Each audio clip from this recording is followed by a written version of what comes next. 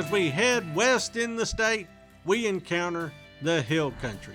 Now, the hill country is famous in legend and lore in Texas, and is considered one of the most, Texas-y parts of the entire state. It features beautiful vistas, but the topsoil there is thin, and agriculture was always tough to pursue in this part of the state. Limestone is never too far beneath the surface. As a result, the hill country remained one of the most sparsely populated parts of the state for well into the 20th century.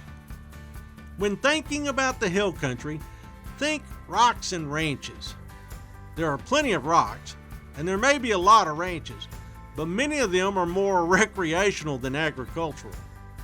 A legacy of this includes a feral population of exotic animals that have been brought in for hunters. The hill country, with its laid-back rural lifestyle and its scenic beauty, attracts retirees as well. One of the things that also characterizes the hill country is wildflowers in the spring, and people looking for bluebonnets often head that direction to see what Texas has to offer along the roadways.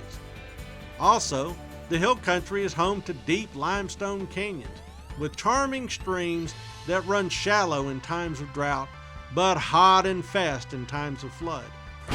Flash floods are in fact a common feature in this part of the world, but under normal conditions, the hill country rivers like the Guadalupe and the Frio are often clear and pretty because it's been filtered through hundreds, maybe thousands of feet of limestone.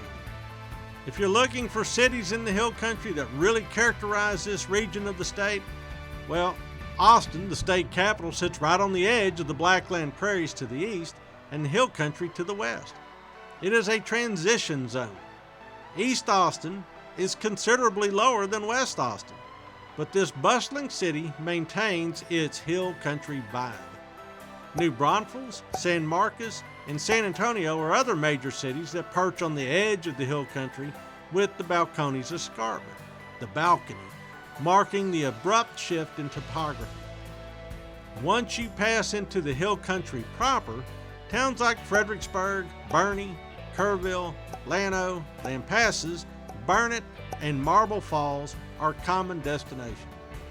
Although it is called the Texas Hill Country, the region is not really a set of hills so much as it is the eroded edge of a great plateau. Think of it as the tattered edges of a large uplift, the Edwards Plateau, that then stretches off into the plains of West Texas.